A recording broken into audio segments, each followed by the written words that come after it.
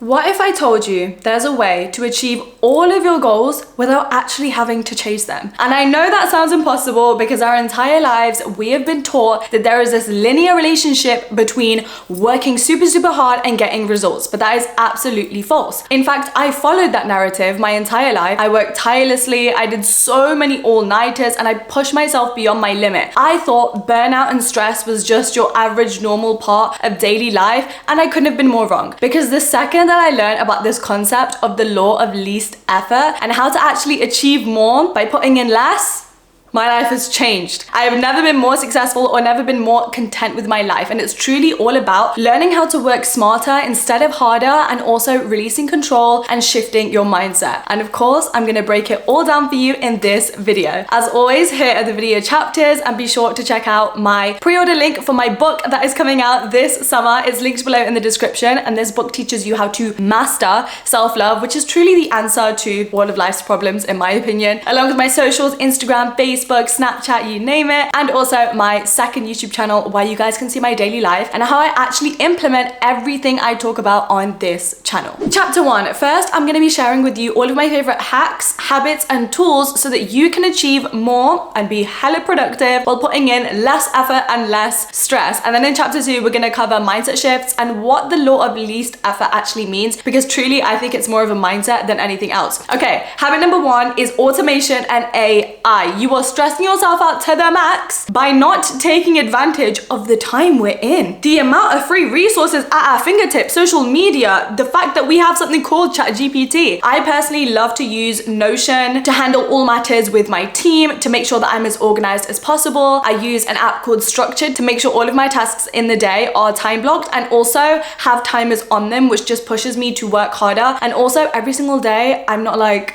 what am I supposed to do? Because it's already been laid all out for me. And another thing I love about this app is that it's actually got an AI assistant built into it if you pay for the premium version, which I did recently. So I highly recommend looking into that. Otherwise, a calendar app will do you so nicely if you set up like color coordinated calendars, which I did for every single area of my life. So like my social calendar is all the blue events, my important events are black, my YouTube work tasks are all red in my calendar, and so on. And when it comes to automation and productivity tools, this doesn't just stop with your daily life. Let's say that you're a business owner. Building up an email marketing list is so important in making sure that you're getting more sales and more customers with hella less effort on your part, so you don't have to stress about continuously creating new marketing content. If you just put out the story or the post once to collect emails, you can constantly push these out on an automated schedule to make sure that you are converting your customers into active sales for your business. There are endless examples for whatever niche or job that you are in, but one of my personal favorites is using Skillshare to make sure that I am up leveling my knowledge without having to do any of the research myself. All I have to do is click onto the learning path that's most relevant for me, and I will be presented with a few videos that literally detail every single fact that I am looking to see without having to research countless videos online, read through articles, read through books. It's all just told to me. I'm currently taking the learning path Master Your Productivity with Ali Abdaal. Part of the reason I've included this step of automation and AI in this video is because of what I learned in this learning path, because Ali also breaks down his favorite tools to use to maximize your productivity, one of which being Notion, how to organize your workflow, which systems to have in place, etc. This learning path really emphasized to me that productivity and achieving more with less effort is really about doing your future self a favor and setting up these systems and productivity tools in place so that every single day you get to do less thinking. All of the hard work is done and you can just flow through your day because you know exactly what to do,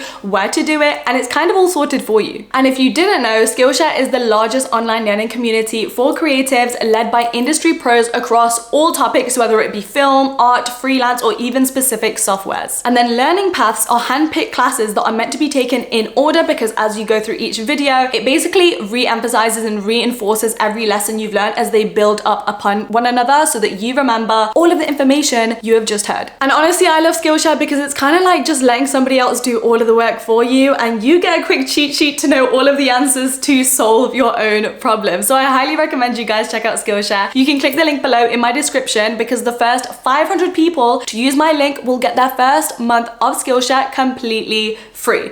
be sure to check it out. Habit number 2 is the 80-20 rule. The 80-20 rule is so smart. This is when you start planning out or blocking out all of the tasks you have in your day, and then before you jump into doing them all with no actual plan or strategy, you have a look at all of these tasks and you actually just take the 20% of the tasks that will end up giving you 80% of the results you are after. The idea about this is not every single task you have in your day, for example, emails and other admin-y tasks, are gonna give you your biggest result that you're trying to get with your productivity or success in your business or whatever you do. So an example of this, if you're a business owner, is that 80% of a company's profits come from 20% of its customers. So instead of trying to get your name out there and create all of these new marketing campaigns, actually 20% of your full to-do list for the day could have just been looking at your analytics, looking at what repeat customers you have, and then targeting them with one specific email campaign, reaching out to them or offering a discount, rather than trying to do 101 things in a day, because you'll probably get the exact same results by just doing the task I just mentioned. Another example, let's take me and my job as a YouTuber, for example. 80% of the results I get in my career, which is obviously new subscribers, people resonating with my content, building a real community, comes from the value that I offer in my videos. Now, I have a long to-do list for the day as it is. You know, I have emails to do, I have events and meetings to attend, but really, if I know all of the value and all of the success lies in the content that is in each of my videos, my number one priority every single day is to do the research and plan out each of my videos to the absolute smallest detail to make sure that I'm providing as much value as I can, rather than wasting my time on making sure, oh my God, am I posting on TikTok every single day? Or is my Instagram picture super pretty? Or am I responding to every single comment? Because none of that makes up the bigger picture and contributed to my success in the first place. Therefore, I am lessening my stress in the moment and getting more results by doing less, by just prioritizing on the days where I might not have as much energy to commit to every single task on my list. Habit number 3 is to evaluate and re-strategize. This is something that I've really been focusing on the last few months, and it's a little bit more niche, but stay with me here. If you guys have been here for the last year, then you know my YouTube success journey was absolutely crazy. I went from 2,000 to 100,000 subscribers in 3 months. And the most common question I get asked is, how the hell did you do that? One, I have an entire video detailing how I did that, but overall, it was because I spent what must have been 2 or 3 weeks every single day, not filming, not editing, not planning videos, but planning my strategy on how I was going to grow in the first place. Like I said before, I'd put the planning in beforehand to do that favor for my future self. So when it came to sitting down and recording or writing the script for a video,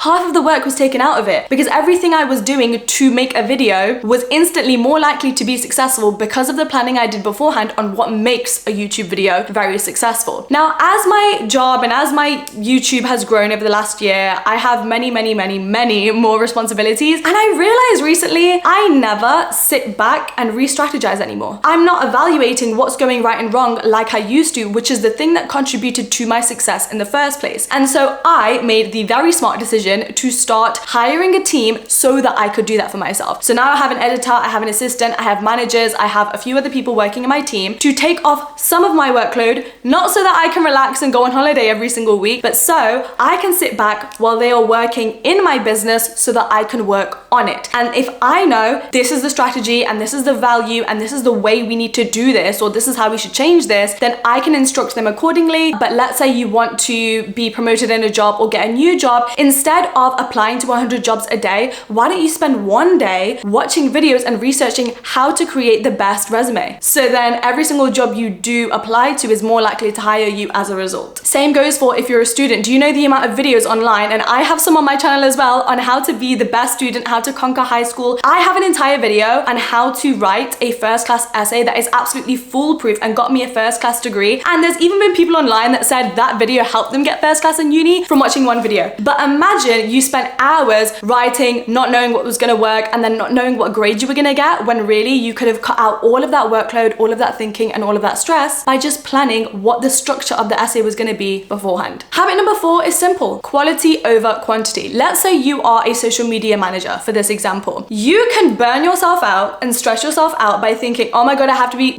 posting 3 times a day because that's what the algorithm wants and that's what everybody else is doing. And how are we gonna be remembered? Or you can work smarter and with less effort by putting in more thought to just 3 posts that you spread it across 1 week. So instead of putting in so many hours to, oh my God, we're gonna need like 20 posts to post in a week, now you just need 3. But if you have studied before and you understand your consumer and who you're targeting, these posts will get you the most analytics and the most follows and the most traffic to whatever you're promoting. 3 good quality posts are more likely to go viral than 20 meaningless posts that you've created just because you thought, I put loads of hours into making this look super aesthetic. It doesn't matter. Habit number 5, time blocking and time saving. My personal favorite that I incorporate into every single day. So for this, I've mentioned this a few times. I use Pomodoro timer on my desktop. When I used to study, I would use this. When I was writing my book, I use this. Whenever I'm doing like a long work task, I also like to use the 3-minute rule, which you guys can look up. It's very popular. And then I will either do a time-lapse video of myself working on a task, or I'll use my app Structured because it times your time blocks to basically give myself that sense of urgency. And one thing about the law of least effort as well, which is never mentioned, is you burn yourself out and you feel like you're putting in so much effort because you wasted a whole day or you wasted 2 hours procrastinating scrolling on TikTok. If you just did yourself the favor of making sure you've built uninterrupted workflow, all of a sudden you have the time to chill in your evenings and relax and decompress. Habit number 6 is to reference. And what I mean by this is to constantly reference back your monthly, yearly, or weekly goals to make sure that you're actually targeting the right things to once again get 80% of the results. I am constantly ticking things off my vision board. I'm looking at it right now because I don't forget about it. I am constantly looking back at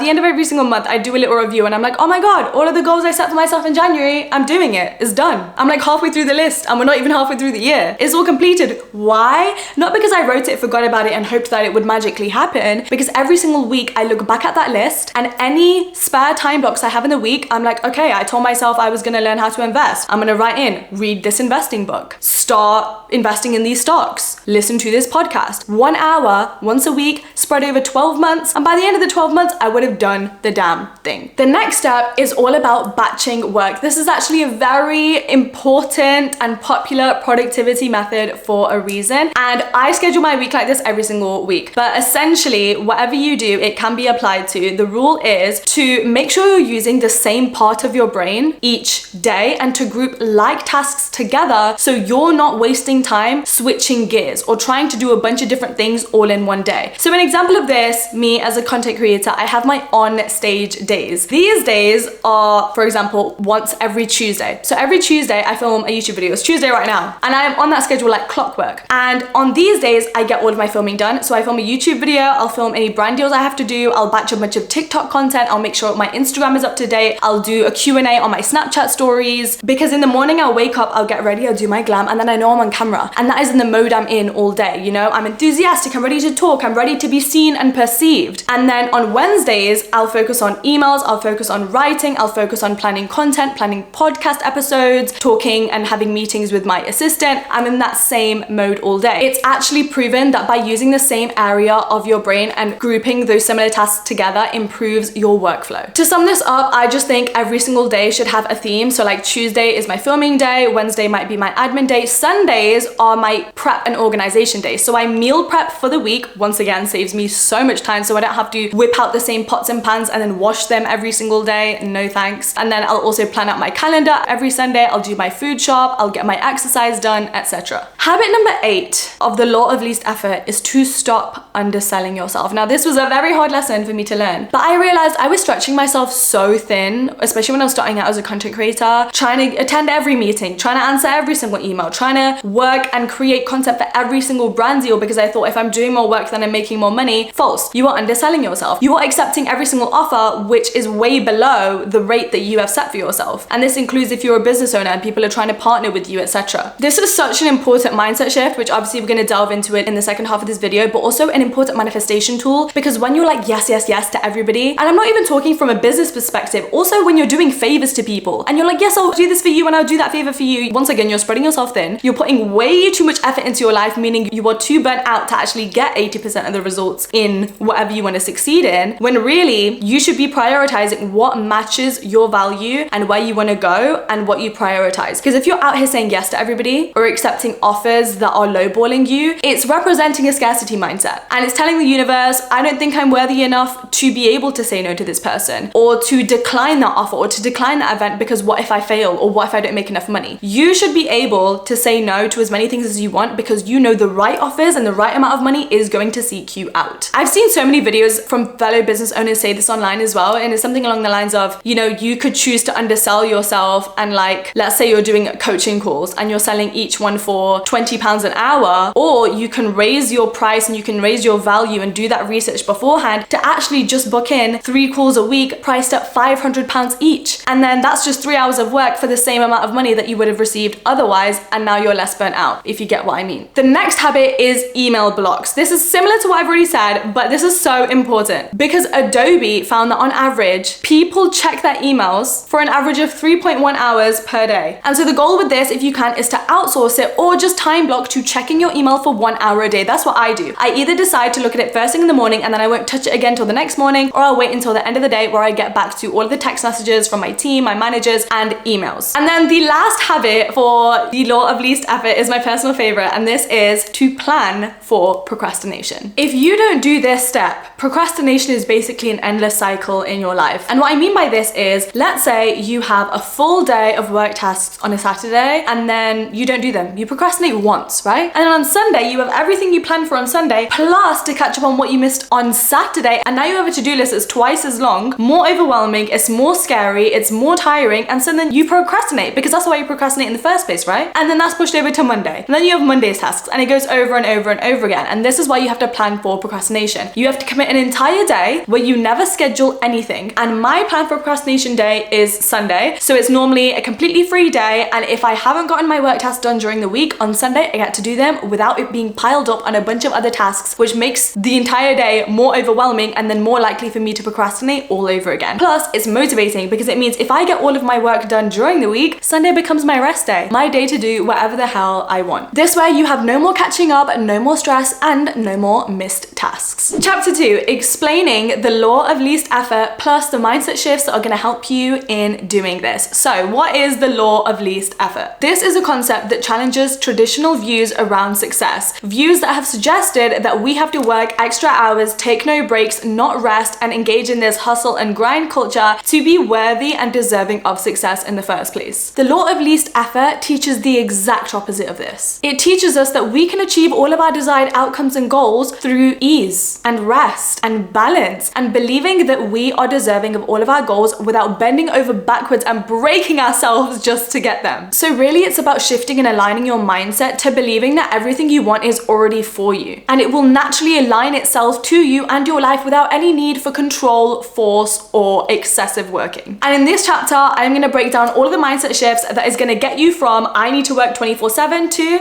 I'm a law of least effort baddie. Now that we know what law of least effort is, the first mindset shift of course has to be reaffirming that you're good enough as you are. A lot of the time, comparison to other people's journeys, these expectations of needing to be successful or at a certain point at a certain age just facilitates a greater scarcity mindset, which then interrupts our manifestations and makes us overwork because we think we're not deserving of our goals yet. Therefore, you start working extra hours and you are pushing yourself to a point of exhaustion, which is then unproductive anyway, then causes further procrastination because you have nothing left to give. This also links into the stress of feeling like you're behind or it's taking you too long to achieve a certain goal, so you're pushing yourself even more and overworking yourself and not allowing yourself to take breaks or actually enjoy your life because you feel like you should be at a certain point in your life, when in reality that goal is coming to you. You just might not be ready for it yet. Maybe you have a few more lessons to learn on the journey, or you are just over pressuring yourself and not realizing that you put all of these expectations on yourself when you are already worthy and capable of getting the thing, but because you're timing how long it's going to take, you're stressing yourself out for literally no reason. And so the goal here is to shift our subconscious mind and our programming to I am deserving of getting all of my goals and all of my desires as I am. Of course I'm going to work towards it. Of course I'm going to work on my craft and what I bring and how good I am at my job and the value I bring there. However, I am still deserving of having a balanced life and taking days off and resting and not having to overwork myself. And my favorite way to do this personally is a vision board and visualization. I already have multiple videos on my channel about confidence along with manifestation, which will help you with this. But ultimately, I can see myself achieving every single one of my goals so clearly and so vividly, to the point that I literally get giddy at the thought of like driving my dream car, living in my dream home, all of that, because I know I'm gonna get it. I'm nowhere close to these goals yet, and I can physically feel what it's like to have them. And that takes all of the stress, all of the pressure, and all of the expectations out of it. Because overworking yourself, really at its core, represents this limiting belief that you might not get it, that you're scared of failure, so that you have to sacrifice your own happiness and your own peace to try and get this thing because you believe it won't come easily to you. When you can so clearly see that thing happening for you, all of the stress gets taken out of the equation. This links into mindset shift number 2, which is detachment and embracing the natural flow of your life. Since we already spoke about vision boarding and visualization, detachment is so important to know here. And the more I learn about the law of least effort, the more I realize how important detachment actually is. In a nutshell, all this means is you're not actively chasing the goal or the thing or the job, whatever you want. You are doing your part, focusing on what you can control, and then letting the rest flow to you naturally, because you know your belief system allows you to be confident enough to know that you are going to get the thing. And this is so important. You have to focus on what you can control, which is putting in the amount of hours each day that aligns to the energy or capacity that you woke up with that day. Because yes, that's right, you are not a robot. You cannot show up in the exact same way every single day. You cannot tell yourself, you know, I'm working from home, I'm building a business, I have to work 12 hours a day today,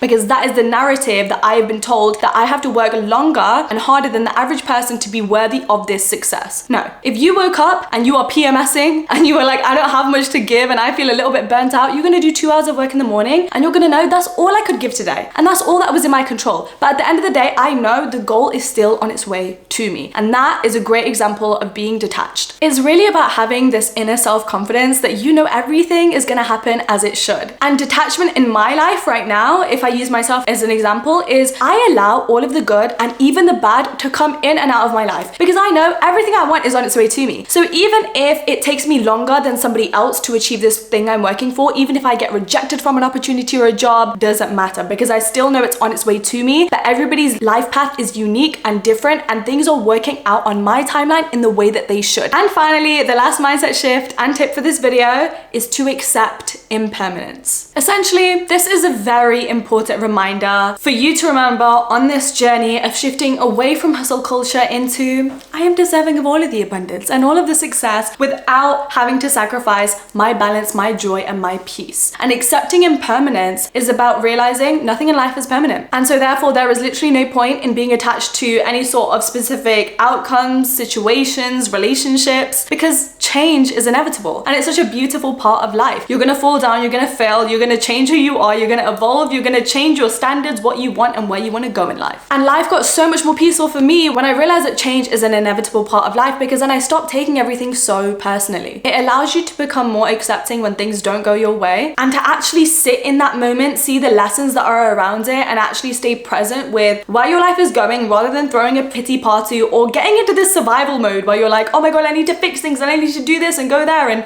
no. You can just accept it, you can sit with it, you can build your peace around the turbulences and adversity that life throws at you, because it's normal and it happens to absolutely everybody. When you embrace this change, you're basically allowing yourself to flow with life naturally, which is exactly what the law of least effort teaches. It's about learning to resist this urge to control the uncontrollable and instead become more adaptable, whether it's in big ways in terms of your career or your goals, or whether it's in small ways like, I don't wake up with as much energy today, and that's okay. I'm not gonna beat myself up about that. I'm still gonna remain with my abundance mindset. I'm still gonna show up consistently by putting in 30 minutes of work and knowing that I am still deserving of everything I desire. And that brings us to the end of this video. I hope you guys enjoyed it. Please comment down below. Let me know what your favorite fact was that you learned in this video, or what you're going to implement after learning this video. Yes, there is no homework chapter, because the first chapter of this video basically was a homework chapter. Make sure that you start implementing those habits or those mindset shifts. I would love to know what you're going to do, and make sure that you check out all of my links, pre-order my book, or subscribe to my second channel, which is all linked in the description. Thank you so much for watching. The fact that you're here watching me right now at the end of this video, you're a real one. Someone takes their goals in their life very seriously, and we love to see it. I appreciate you so much. Thank you for watching, and I will see you same time next week on Friday for a new main channel video. Bye.